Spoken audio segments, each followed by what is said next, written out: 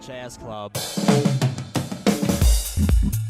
Bienvenidos a Lides Podcast, un acercamiento a Colombia desde la mirada de expertos. Buscamos entender las principales problemáticas del país y plantear soluciones a los problemas de Colombia. Actualmente Colombia evidencia un significativo atraso en su infraestructura de transporte.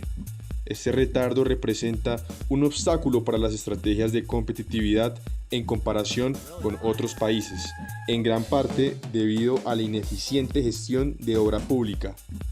Definitivamente se debe hacer algo al respecto, si queremos que el país obtenga las herramientas necesarias para crecer y ser económicamente más fuerte y dinámico. En la conversación de hoy nos encontramos con Alfredo Bocanegra Barón, vicepresidente de la ANI en 2015, y Juan David Quintero, quienes tendrán una conversación con mucho que proponer. Alfredo y Juan David, ¿cómo les va? Buenos días, Alfredo, Santiago. Un placer estar en este espacio de podcast de Lides, donde queremos generar conocimiento para que todos los ciudadanos puedan tener una fuente real de conocimiento acerca de las políticas públicas de Colombia. Hoy tenemos un súper invitado, Alfredo Bocanegra, director del Aerocivil, congresista, de las pocas personas que conoce el sector transporte desde sus entrañas técnicas hasta sus consecuencias políticas y sociales.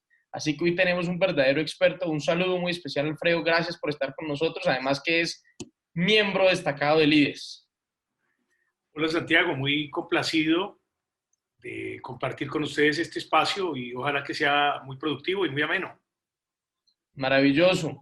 Bueno, Alfredo, directo al grano. La pregunta del millón que se hacen millones de colombianos y sobre todo los jóvenes emprendedores es ¿por qué ha hecho tanto eco esa frase en la cual es más barato traer un contenedor de China a Cartagena que de Cartagena a Bogotá?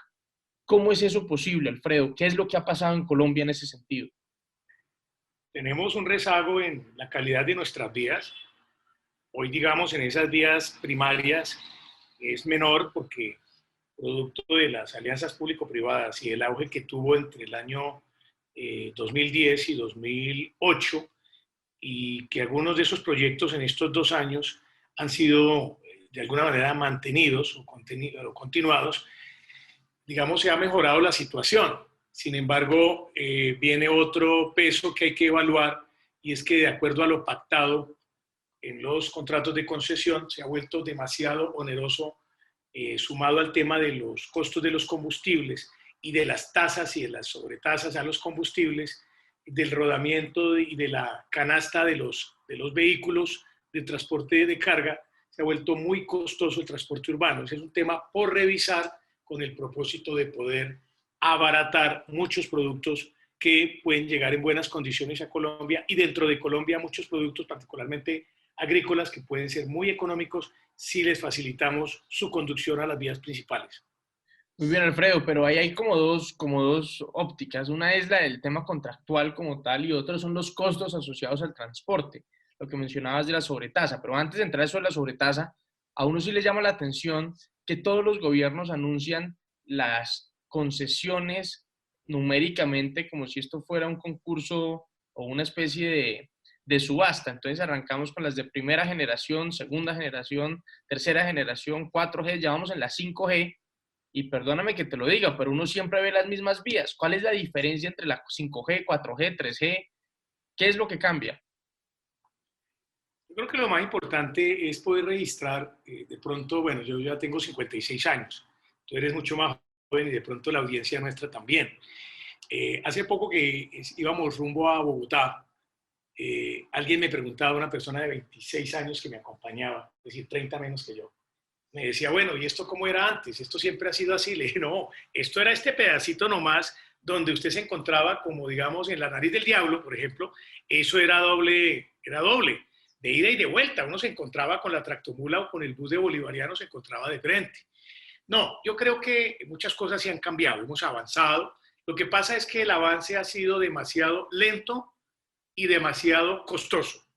Costoso que lo vuelve insostenible socialmente en el tema que tú estabas relevando del transporte de carga, cómo se trae un producto barato, una materia prima barata y cómo después se encarece tanto por los costos de legalización de la importación o cómo igualmente con los costos de transportación se vuelve insostenible.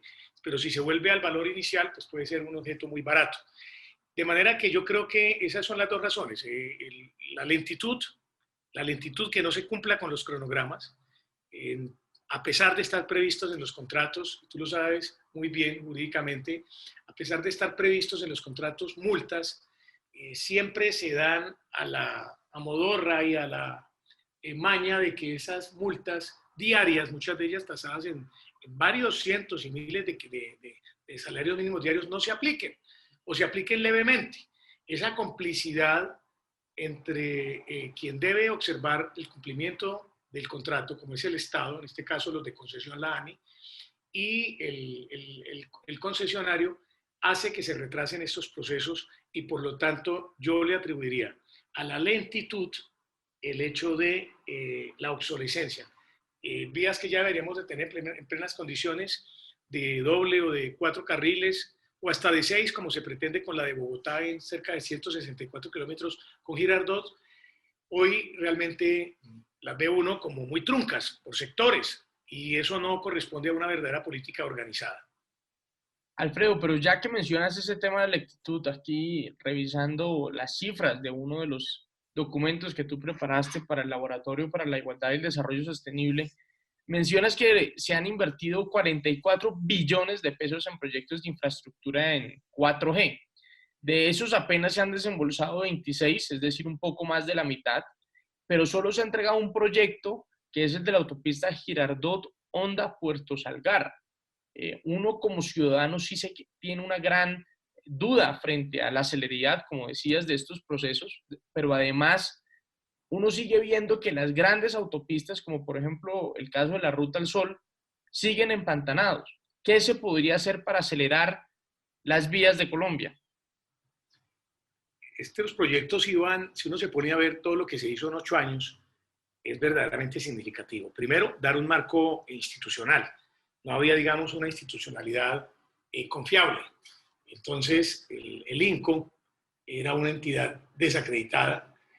Hubo unas concesiones en las cuales se cometió la aberración de entregar la concesión, entregarle anticipo sobre la concesión, entregarle el recaudo de los peajes de manera anticipada y fuera de eso comprar predios por cuenta del Estado, cuando todo eso debería corresponderle era precisamente al concesionario. Es decir, se hicieron sin un apalancamiento financiero y sin una responsabilidad por parte del concesionario. Estoy hablando de un tema muy conocido como fue la famosa participación de los NULE en este corredor de Bogotá, Granada, Bogotá, Girardot, que ha sido tan desastroso y que tantas dificultades nos ha traído, a pesar de ser uno de los peajes más atractivos como es el de Chusacá, que es el de los más atractivos de Colombia por el número de vehículos que por allí circulan diariamente y que tiene un impacto sobre Bogotá porque el 25% de esos peajes están destinados para el transporte de Soacha, es decir, Soacha es beneficiario del 25% de esos peajes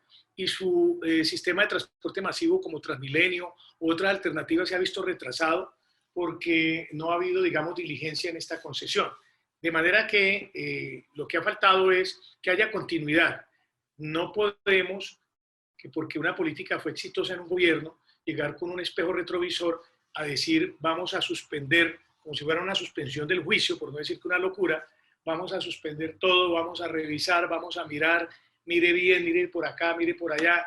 Y resulta que eso sumado a un tema como el de la pandemia, pues ha representado un retraso de mucho más de un año en tiempo a estos proyectos que hoy deberían de estar muy adelantados. Prácticamente cuando los que ya están terminados como este corredor pues lógicamente se está hablando de una obra que quedó iniciada, financiada, ejecutada y terminada fue en la administración anterior. Lo que se hizo ahorita fue cortar la cinta.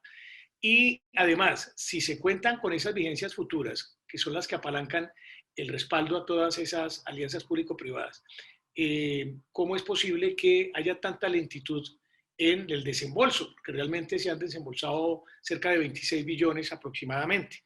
Eso significa una debilidad en lo que se quería tener fortaleza, que era la institucionalidad. Yo creo que ahí ese tema hay que revisarlo. Muy bien, Alfredo, pero precisamente una de las dudas que tienen los ciudadanos frente al tema de la infraestructura es que sí se imaginaría uno que la infraestructura es una política de Estado, es decir, independientemente del gobierno. Inclusive, muchos de estos proyectos de infraestructura están incluidos en documentos COMPES, que en teoría deberían cumplirse independientemente del gobierno. Pero hay casos como, por ejemplo, el de la política de transporte de Bogotá, que para el año 2014 debía tener algo así como 380 kilómetros de transporte masivo construidos y hoy apenas llegamos a 110, pero pues uno dice, bueno, eso es por el caso, digamos, de la política local bogotana, pero a nivel nacional, ¿tú no crees que se ha cumplido un poco la política de Estado? Se ha cumplido, pero ha habido, digamos, un ojo que ha perjudicado mucho, y es que a pesar de ser la ANI una entidad técnica, no se ha respetado el componente técnico. Y cuando se han hecho los empalmes, salvo muy contadas excepciones, conozco dos nombres, se ha permitido que estas personas continúen en esas vicepresidencias técnicas. Entonces se ha perdido la memoria, por ejemplo, de los estructuradores. Un vicepresidente de estructuración, en lo posible, debería durar por lo menos unos 10 años, digo yo, tener la memoria histórica de todo, por qué se estructuró este corredor, desde dónde hacia dónde, qué dificultades tuvo. Él a su vez tiene, bajo su dirección, tiene a los de gestión predial, también conoce toda la memoria del predial, los inconvenientes. El gerente, el vicepresidente técnico, los gerentes técnicos, igualmente los financieros. Yo creo que allí el gobierno, este gobierno, claro, veníamos de un gobierno que era de 8 años por el tema de la ya desaparecida reelección presidencial. Este gobierno hizo lo contrario, hizo un corte y afectó mucho la parte técnica. Muchas de las personas ni siquiera tuvieron dificultades laborales. Fueron personas que encontraron en empresas privadas muy buenos salarios y muy buenos atractivos que los llamaron a trabajar con ellos, tanto nacional como internacionalmente. Me parece que aquí ha habido una torpeza. Las instituciones no pueden depender de las personas, pero a veces las personas, y más ese equipo que era un equipo calificado, súper calificado, pero además joven, sí debió haber tenido una continuidad o por lo menos haber promovido gran parte de ese equipo técnico para tener la memoria humana, no solo la memoria documental, sino la memoria humana que a veces es tan necesaria en estos proyectos con el propósito de que eso no tuviera interrupción. Y muchas veces que se quedan sin poder hacer el puente y hacer una muy buena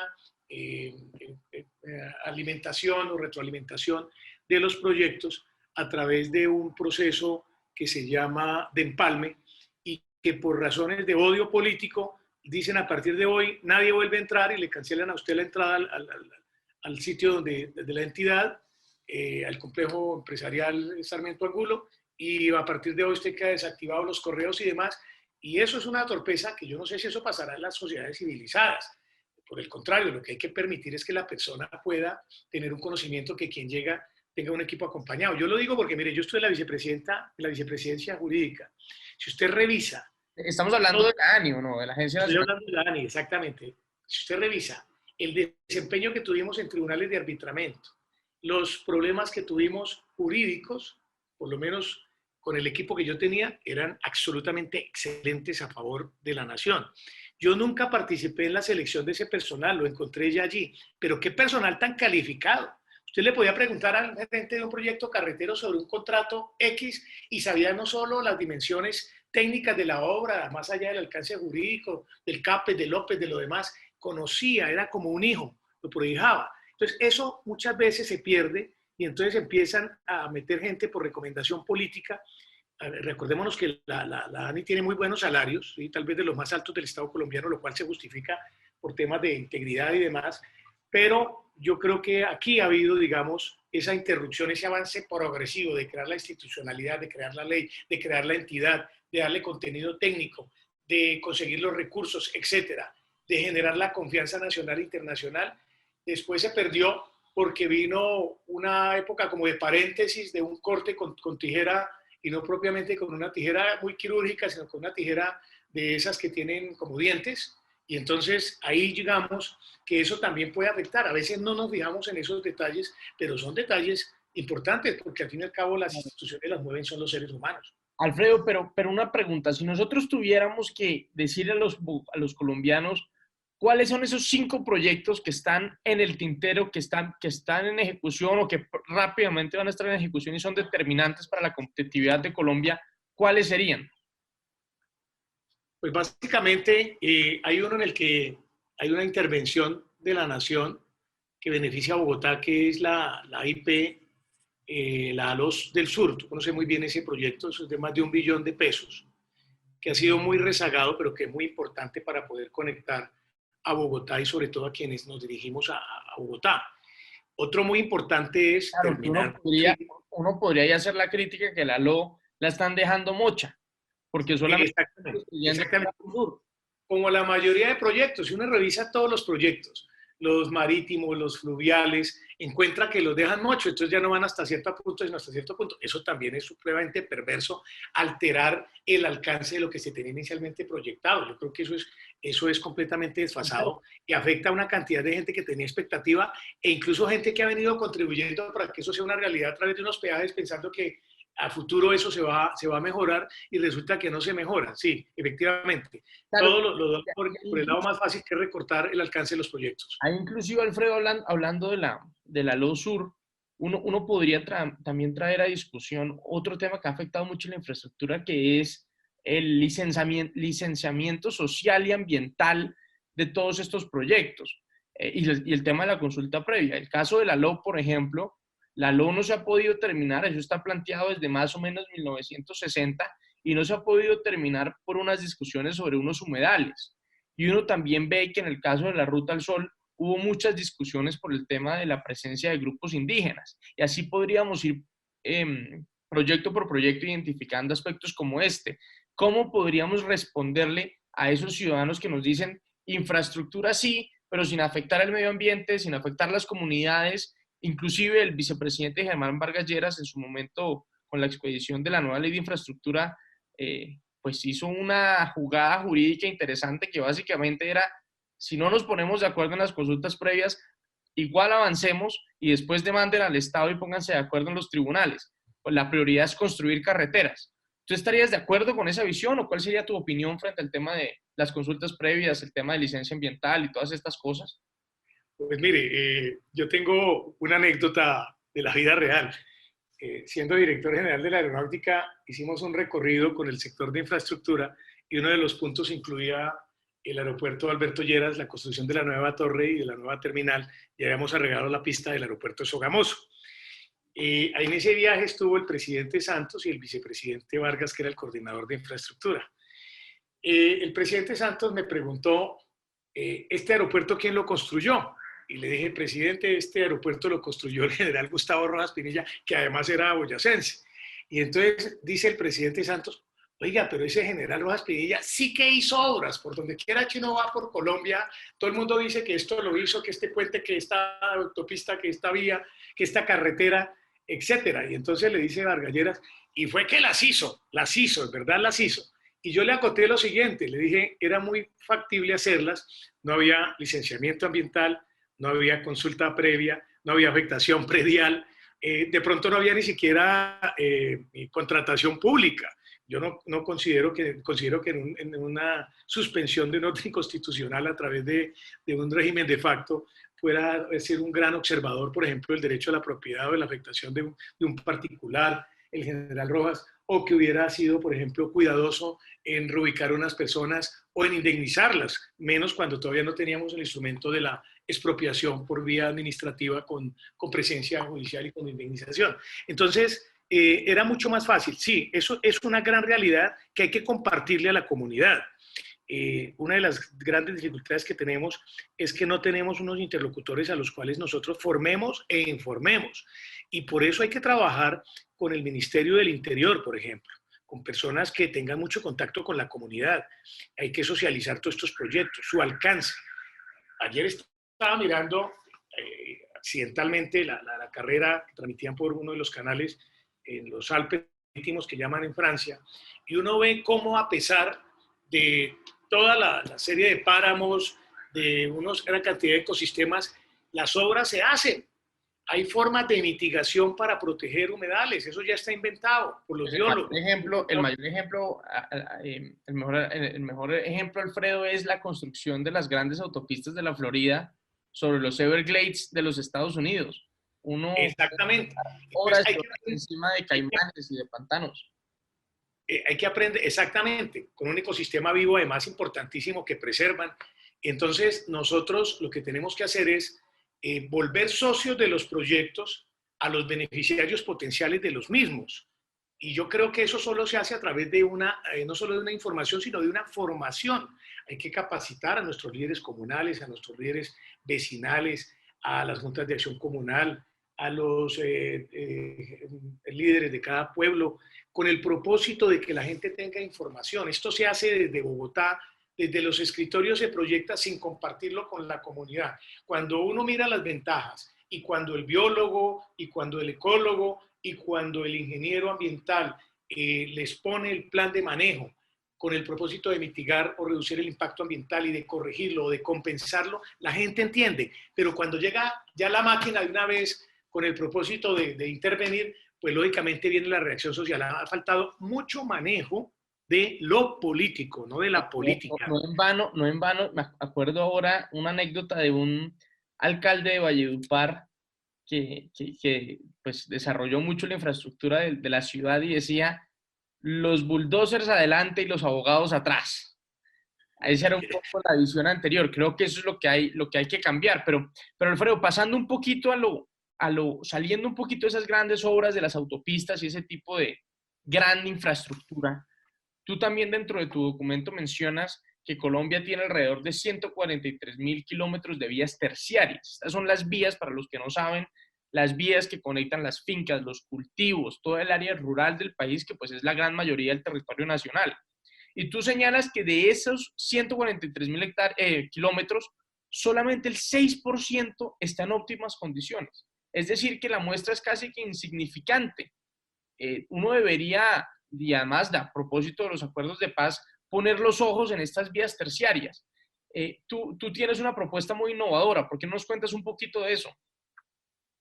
Esta denominación de vías terciarias proviene, quien lo creyera, desde la Edad Media.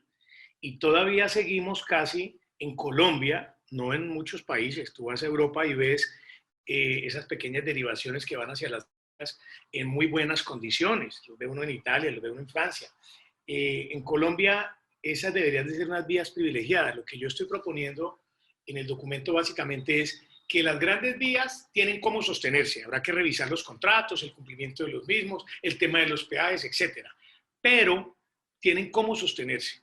Pero que las vías terciarias necesitan ser priorizadas, es decir, colocarlas de primero antes que las mismas primarias. ¿Por qué? Porque ahí está comprometida la seguridad alimentaria de Colombia. El bajar también los costos de la canasta familiar de los colombianos. Esta pandemia no fue tan grave, no fue tan mortífera por elementos distintos a los de la misma carácter epidemiológico o pandémico en tema de alimentación, porque hubo supermercados, plazas, carretillas suficientemente abastecidas de toda clase de productos alimenticios, más que de mismo enlatados, porque las importaciones estaban cerradas, porque no llegaban los barcos, etc. Y entonces esa seguridad alimentaria demanda que nosotros devolvamos al campo la posibilidad de sacar sus productos y eliminemos la intermediación que está haciendo de la mala categoría, de la mala calidad de las vías terciarias, su mejor negocio porque ofrece comprarlas en el sitio con el propósito de poder descontar de ahí el transporte y lo que recibe el campesino es una miseria. Si el campesino tiene cómo sacar sus productos, sus vías mantenidas, que las conoce metro a metro, muy seguramente nosotros vamos a tener un potencial agrícola y vamos a reducir la canasta familiar de los colombianos ostensiblemente.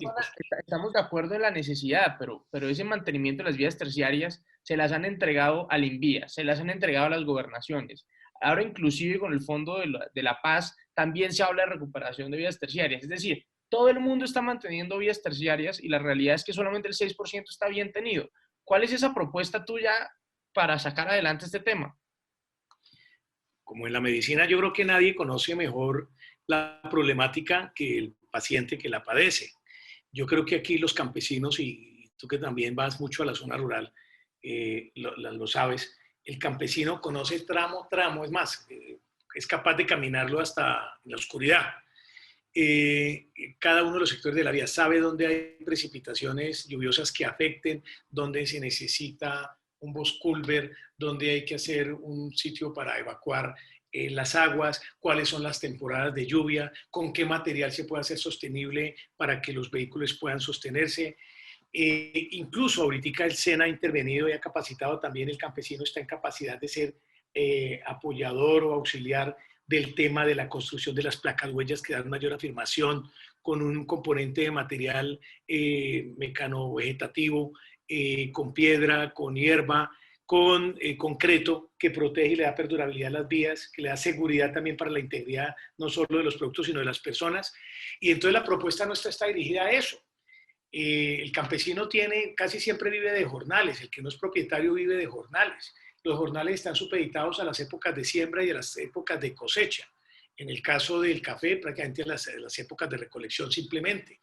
Eso determina que hay épocas en que estos campesinos que conocen estos caminos y que viven en esas vecindades no tienen ingreso en gran parte del tiempo. La idea es que ellos sean, en un proyecto que nosotros denominamos Caminemos Juntos, sean los cuidadores de estos caminos, los mantenedores de estos caminos, y que esos recursos que apropia Invías y la nación, que a veces son generosos, no se queden en el bolsillo de los contratistas y muchas veces de los grandes contratistas y los financiadores de las elecciones de los alcaldes y los gobernadores.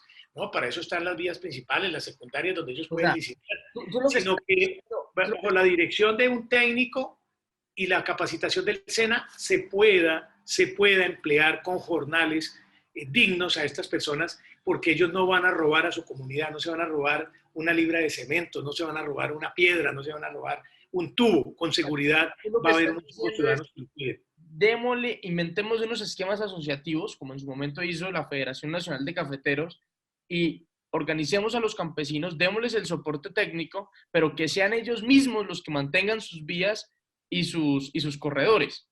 Eso es muy interesante, Alfredo, entre otras cosas. No sé si tú has tenido la oportunidad de conocer la revolución que hizo el presidente Franklin Delano Roosevelt cuando creó los cuerpos civiles de conservación, donde básicamente lo que hizo fue coger 500,000 estadounidenses, en su mayoría población rural, y decirles: la gran apuesta de los Estados Unidos debe ser conservar sus parques nacionales. Y para poder conservarlos necesitamos tener caminos en absolutamente todos los parques. Y con eso pues fue uno de sus grandes pilares para la recuperación después de la Gran Depresión. De manera que lo que trato de decir es que eso ya está inventado y funciona. Tendríamos es que pensar muy bien cómo crear esos esquemas asociativos para que los ciudadanos se empoderen, pero me parece maravillosa esa propuesta. Yo creo que ese modelo cooperativo, además, es un modelo que puede darle a la población rural la posibilidad de tener un mínimo ahorro, de tener un esquema solidario, que en caso de una catástrofe familiar les pueda ayudar con un seguro funerario, que en caso de una hospitalización les pueda ayudar con unos costos no cubiertos por el POS, que en caso de que tenga unas ayudas educativas para los niños en los diferentes niveles de escolaridad. Ese es el modelo solidario de cooperativas que la gran banca, desafortunadamente, y ojalá no lo haya hecho intencionalmente y con la complicidad del Estado, desapareció. Esas son las cooperativas de los colegios, eran las cooperativas de maestros, eran las cooperativas de trabajadores, que fueron muy importantes y que llegaron a crecer tanto hasta que compitieron con los bancos, y como por arte de magia, ahí el Estado sí los intervino a través de la Superintendencia Financiera, antes de la Superintendencia Bancaria, y los llevó a la crisis y a la gran quiebra, porque le empezaron a llamar la atención a aquellos pequeños ahorradores que antes les estorbaban por la ocupación del hall bancario, y cuando vieron que de esos centavos se hacían los pesos, y de los pesos los millones, y de los millones los billones, entonces hubo una especie, quisiera no pensarlo, pero me atrevo a afirmarlo, de conspiración de la gran banca para concentrar esa forma usurera que hoy tanto debe destinar la atención de los próximos gobernantes, en el sentido de que está muy bien que la banca sea fuerte y que la banca gane, pero no puede ganar tanto en medio de tanta pobreza. De manera que eso puede, en torno a eso, armar todo un elemento de educación cooperativa, de asociatividad, de educación en todos los ámbitos, y de determinaciones solidarias que tanto representan en una sociedad como la nuestra, que tiene que compartir más el espacio social, más el espacio público, más el espacio solidario. Bueno, muy bien, se nos está acabando el tiempo, Alfredo. Esto es un tema que sin duda da para muchos podcasts, webinar y todo tipo de discusiones, pero rápidamente hablemos de las otras formas de transporte de Colombia. Hablemos, por ejemplo, del tema de corredores férreos. ¿Será que algún día vamos a recobrar ese sueño de que Colombia mueva pasajeros y mueva carga por los diferentes corredores de los trenes, o seguirán siendo los trenes un recurso nostálgico de la literatura colombiana? Lástima que el pasado haya sido en materia de trenes mejor que el presente. Y quisiéramos pensar que el futuro puede ser mejor o puede haber una conciliación con ese pasado. De 3.500 kilómetros, solo el 8% de la línea férrea, de 3.500 kilómetros, solo el 8% está activa. Hay unas concesiones que hay que recuperar porque son muy importantes, como la Buenaventura, La Tebaida, en el Atlántico, Santa Marta, Chiriguaná, que hoy, digamos, en transporte de productos como el carbón y demás son interesantes, pero hay que tratar de motivar el tema del turismo. No hay nada más agradable, y este es un tema que los colombianos tienen derecho a pensar en eso, nada más agradable que un paseo en tren, ojalá de gran recorrido, qué bueno, desde Bogotá hasta Cali, por ejemplo, como nos contaban que lo hacían anteriormente, desde Ibagué o Neiva hasta Santa Marta, como lo hacían anteriormente. Lástima que ese pasado haya sido mejor que este presente. Lo que pasa es que las tecnologías avanzaron de forma muy rápida, esto evolucionó rápidamente y aquí necesitamos mucho apoyo internacional de países que hoy se mueven sobre rieles en su economía y necesitarían muchos atractivos, grandes atractivos, con el propósito de finalmente vincularse a recuperar estos corredores férreos. Pero podríamos decir entonces que estamos crudos en el tema de trenes, que todavía no hay una agenda robusta en este sentido. Sí, esa es una gran realidad, que hay que reconocer con dolor, pero que hay que reconocer. Bueno, y rápidamente quiero tocar los otros temas. En el tema de puertos creo que nos va bastante bien, ¿o no? Por lo que veo en tu documento, con el tema del cambio del pasado de Colpuertos al esquema de puertos por concesión, la cosa ha funcionado bastante bien. El único lunar es el tema de la navegación por el río Magdalena. Ahí han habido muchos escándalos y nada que vemos la navegabilidad por el río. ¿Qué tendrías que decir sobre esto? Sí, tú lo has acotado muy bien. El tema de puertos es un tema que fluye, y fluye porque quienes venían a cargo de los puertos, personas que tenían no solo gran capacidad económica, gran pericia en el conocimiento del negocio, sino que además tenían también buen alcance y buen respaldo financiero, y eso facilitó mucho estas alianzas, casi que de manera imperceptible se hicieron estas alianzas públicos-privadas y la transformación fue rápida, no como ha sucedido lentamente con el modo carretero. Yo creo que en el modo aeroportuario y en el modo portuario marítimo ha habido grandes avances, particularmente en el Atlántico.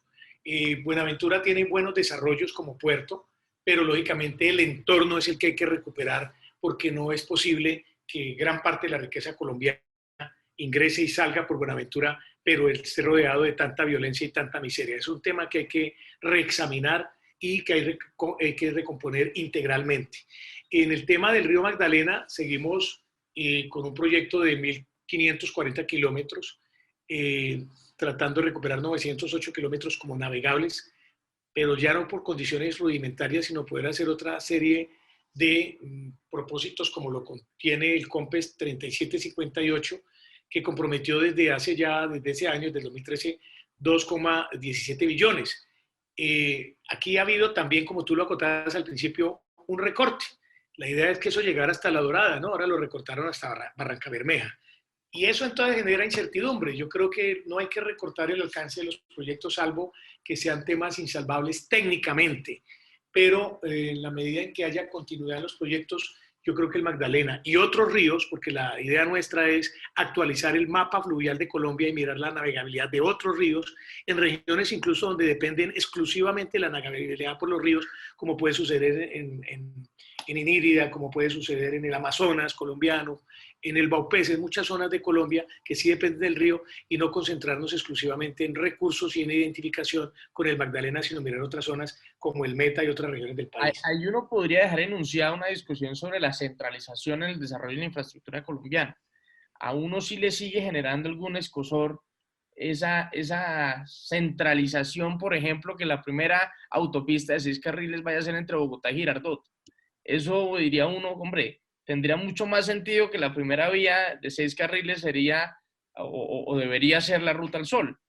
Pero bueno, eso es una discusión que después podremos dar. Rápidamente, Alfredo, y ya casi rozando el fin de nuestra conversación, tú fuiste director de la aeronáutica y me toca que conversemos sobre ese tema. ¿Cuándo Colombia va a tener unos precios de pasajes razonables? ¿Cómo es posible que ir a San Andrés, perdón, ir a Armenia o ir a Pereira sea más costoso que ir a Miami?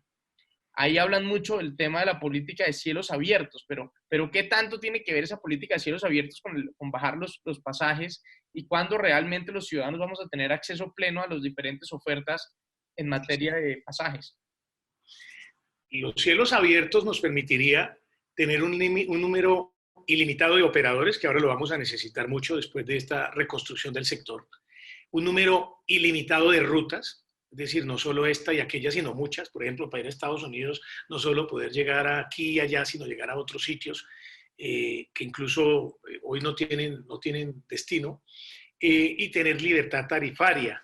Y países con muy buen resorte y respaldo financiero, como Qatar, como Emirates, etcétera, estoy hablando de empresas y países que no dependen de esta actividad, sino que tienen muchos de sus activos en esta actividad, le han ofrecido a Colombia el oro y el morro, en el sentido de que les permitan operar en Colombia no solo en carga, como ya lo hacen, sino también en pasajeros. Aquí ha habido una política equivocada y es que existe el elemento de la reciprocidad. Eso es un elemento que debe desaparecer de la legislación colombiana. Y es que hacemos cielos abiertos con Estados Unidos porque nos llevan y nos traen, pero tienen 300 millones de habitantes. Con Brasil porque tienen más de 220 millones de habitantes porque nos llevan y nos traen. Pero no podemos pedirle a quien tiene recursos económicos, tiene infraestructura y tiene aeronaves y tiene demás, tiene capacidades y está exponiendo. No le podemos pedir reciprocidad a Qatar con 5 o 7 millones de habitantes cuando muy seguramente pues, no nos van a traer ni un pasajero. Entonces hay que reexaminar eso y por eso nosotros hablamos de la política de cielos abiertos. Y en cuanto a las tarifas, que esa tarifa neta, que es una tarifa que es barata en todo el modo aéreo universal, quitarle todas esas arandelas que le han venido colgando de manera tan drástica como las tasas aeroportuarias, que son enormes, la tarifa administrativa, las contribuciones, los impuestos indirectos, el IVA, que hacen que el tiquete que arranque con 3 pesos colombianos termina siendo un tiquete de 65.000 colombian pesos. Entonces, así sí es muy complicado. Ahorita el gobierno por esta crisis ha hecho algo y usted mira la oferta de etiquetes, es buena, sobre todo la internacional, pero eso hay que estandarizarlo. Tenemos que hacer del modo aéreo un modo ideal, además para democratizar que los colombianos vuelen, porque solo el 46% de los colombianos han montado alguna vez en avión, el resto no han tenido la posibilidad de hacerlo. Bueno, Alfredo, y por último, una última reflexión frente al tema. Tú tienes además una propuesta muy interesante en materia de desarrollo de aeropuertos, en la cual las grandes concesiones tengan que adoptar o anexarse aeropuertos no concesionados. ¿Eso cómo funciona? Eso es muy sencillo. Los primeros contratos de concesión, yo siempre parto de la presunción humana y constitucional de la buena fe. Sacaron El Dorado, sacaron Río Negro, sacaron el Bonilla Aragón, Barranquilla, Cartagena, los grandes aeropuertos, y lógicamente sobraron los cierres financieros, los oponentes, los interesados, los estructuradores, la banca de inversión, y la verdad es que les ha ido bien. Hasta el 2019, muy bien. Y el ejercicio, después de pretender sacar aeropuertos pequeños nacionales, como el de Neiva, como el de Florencia, como el de Armenia, que incluso Armenia tiene operación internacional, sobre todo con la Florida, resultó malo porque nadie se presentó, pero nadie fue nadie, ni siquiera para que lo regalaran. De esa experiencia se aprendió de que había que entregarle a los grandes concesionarios que ganan mucho, que tienen buenos ingresos, y la aeronáutica gana mucho con ellos, que hay que entregarles o adosarles unos aeropuertos pequeños en los cuales la aeronáutica ha venido invirtiendo una cantidad importante importantes recursos billonarios para adecuarlos, como por ejemplo el de Armenia. El EDEN se le han invertido una suma importante, es un aeropuerto que tiene operaciones diarias con la Florida, y entonces allí podría uno determinar que ese aeropuerto hay que colgárselo a la concesión de Cali, ya está estructurado así. El de Ibagué, que se le invirtieron cerca de 100.000 millones de pesos, no tiene tantas operaciones, pero el terminal es bueno, la torre de control es buena, la cercanía con Bogotá es una gran ventaja. Entregarlo. El de Neiva, que también comunica toda esa parte del sur colombiano, también hay que entregarlo y entonces adosarlos a esa concesión, y a solicitud de la entonces gobernadora del Valle y de la sociedad civil del Valle se determinó también incluir para su mantenimiento, conservación y ampliación el Gerardo Tobar de Buenaventura, ahora que estamos tan de moda hablando del tema de Buenaventura, que no se vuelve una moda, sino se vuelve una determinación de salvamento real. Y entonces ese esquema queremos proponerlo, irradiarlo por todo el país. Dije que fue exitoso en el caso de Río Negro, que Río Negro es el mismo que tiene el aeropuerto El Caraño de Quibdó. Quibdó por sí solo no hubiera podido, pero Quibdó hoy tiene un gran terminal, tiene un gran centro de servicios, tiene una muy buena operación que es indispensable para salir de este territorio tan lejano de la geografía colombiana, para comunicar temas médicos y demás, pero ese está, digamos, acompañado de esa concesión que tiene su fortaleza en los aeropuertos de Río Negro y el aeropuerto Olaya Medellín. Alfredo, es que ahí uno podría también decir que hay una discusión similar con el tema de las vías terciarias con los aeropuertos terciarios, por decirlo así. Es decir, uno sí esperaría que Colombia en algunos años, con toda esta política de cielos abiertos, también pueda empezar a haber vuelos entre Aguachica, entre Aguachica y Valledupar, entre Paipa y Tunja. Bueno, Paipa y Tunja es muy cerca, entre Paipa y Bogotá, cosas así que son las llamadas las connecting flights en Estados Unidos, que en Colombia eso nunca se ha visto. Easy Flight trató de hacer algo así, ADA en Antioquia también, pero pues yo creo que sigue siendo determinante. Pero bueno, no, Alfredo, yo quería agradecerte y un poco cerrar con una reflexión, un último comentario, y reflexionar diciendo que la infraestructura ha sido, si no la más, sí de las más determinantes en el desarrollo de las civilizaciones a lo largo de la historia. Uno no podría imaginarse el antiguo Egipto sin el río Nilo. Uno no podría imaginarse los Estados Unidos o la historia de Estados Unidos sin la interestatal o sin los ferrocarriles que llevaron a la conquista del oeste. Uno no podría imaginarse el mundo sin el canal del Suez o el canal de Panamá. Es decir, esto es un tema que siempre va a ser vigente y realmente, como dices tú, hay que reconocerlo. Tenemos un gran reto por delante y tenemos que sacarlo adelante. Así que, Alfredo, no sé si tengas algún otro comentario, alguna última reflexión, y nuevamente agradeciéndote e invitando a todos a que lean ese documento que ya va a estar publicado en Lides. Querer concluir de la siguiente manera, tema que nos quedó por fuera. Todas esas autopistas de primera, segunda, tercera, cuarta, quinta generación que hablan ahora han beneficiado a grandes propietarios que han visto valorizados sus inmuebles, pero que además les han pagado ya por comprar la afectación predial. Es justo que desde hace 100 años, desde el 1921, hay una ley de valorización. Es justo que esa valorización de manera ordenada y planificada se le ceda a las vías terciarias y a las vías secundarias, la que comunica a los municipios con las cabeceras de departamento o con estas grandes vías. Esa es una propuesta que nosotros aspiramos a que sea recogida y que pueda tener muy buen resultado y muy buen rendimiento en los próximos años. Muy bien, Alfredo, es una propuesta muy importante porque entonces diríamos que en materia de infraestructura vial, por decirlo así, tendríamos celeridad en los grandes proyectos de infraestructura, cobro de valorización por estos proyectos de infraestructura, fortalecimiento corporativo a las vías terciarias, eso en materia de vías, por decirlo así, formular una propuesta ambiciosa a largo plazo en el tema de infraestructura de trenes o férrea, continuar con esos éxitos haciéndolo más justo y equitativo para todos en materia portuaria, no repetir esos esquemas de grandes puertos, pero ciudades pobres al lado de estos y con muchas necesidades al lado de estas ciudades.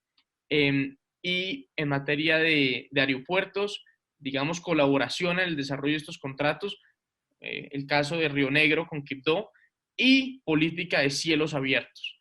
Eso yo creo que a grandes rasgos, y excúsame, pero Es un tema supremamente amplio y lo estoy tratando de resumir para que nuestros oyentes puedan irse con una idea general. Pero pues bueno, seguiremos generando espacios de discusión. Creo que nos queda pendiente una discusión que por lo menos a mí me apasiona mucho, que es el de la infraestructura urbana.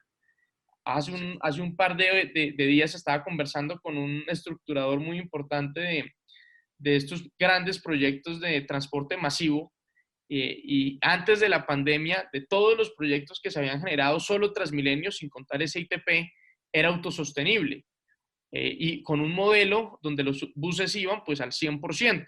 Hoy, con estos nuevos retos de la pandemia, donde estamos hablando de una carga de menos del 30%, pues naturalmente hasta Transmilenio se va a reventar.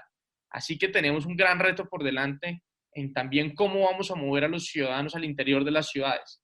Pero bueno, como dicen por ahí, se los dejo ahí y seguimos adelante en la discusión. Bueno, muchísimas gracias, y la conciencia de que para reactivarse Colombia tiene que moverse socialmente, sostenible socialmente, ambientalmente, pero tiene que moverse. Bueno, muchas gracias, Alfredo. Esto fue Podcast de LIDES, Laboratorio para la Igualdad y el Desarrollo Sostenible.